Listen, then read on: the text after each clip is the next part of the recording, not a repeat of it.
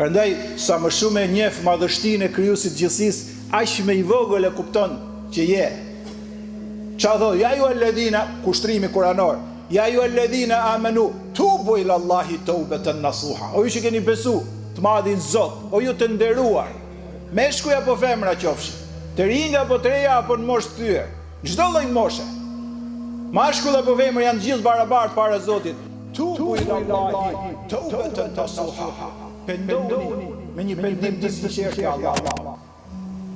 Për Zotin kemi nevojë çdo ditë, her pas here, o Zot më fal.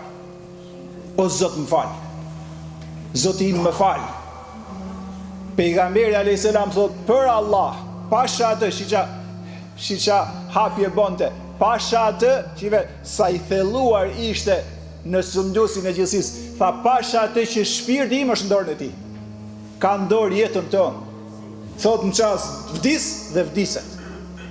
Ai e niste shpesh herë dhe thoshte pasha atë për të madhnushmin që shpirti im është në dorën e tij. Pra jam i dorëzuar totalisht ndaj tij, mbas tij ndaj askujt tjetër. Unë i lutem dhe i kërkoj falje dhe pendohem, tha ke Allahu çdo ditë 100 herë. Që neve si mas ekuacionit sa gjinafe bëjmë, duhet 1000 herë. Po të paktën gjatë ditës her pas here ne t'i kthehemi Zotit me pendim dhe me kërkim falje. Ja ju alladhina amenu tubu ila Allahi taubatan nasuha. O ju që keni besu, o ju të nderuar që besoni. O ju që ky univers madhështor ju çoi ke krijuesi për ta besu. O ju që patët nderin, ta lexoni Kur'anin dhe ta dëshmoni Zotin një dhe një vetëm.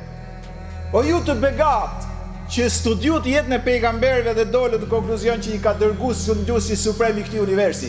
Pendohuni tek Zoti me pendim të sinqert. Çfarë është pendimi i sinqert? Çdo ditë, çdo javë, çdo muaj, në çdo kohë ne gjithmonë duhet të reflektojmë. Çfarë thot pendimi i sinqert? O Zot, shumë e kam tepruar me gjinafën. Do kthej, se kjo nuk është rruga që më përket mua. Rruga që më përket mua është rruga jote e pastër.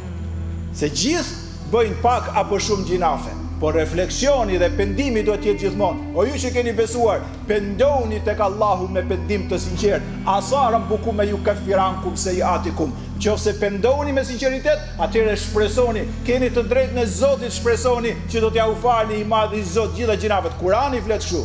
Ja u fal, nëse pendoni, pra her pas here reflektoni, pa bëni gjinaf, direkt e pendoni dhe kërkoni falje. Asa rabbukum, keni hak me shpresu që Zoti do t'i fali gjitha gjinafet e jetës.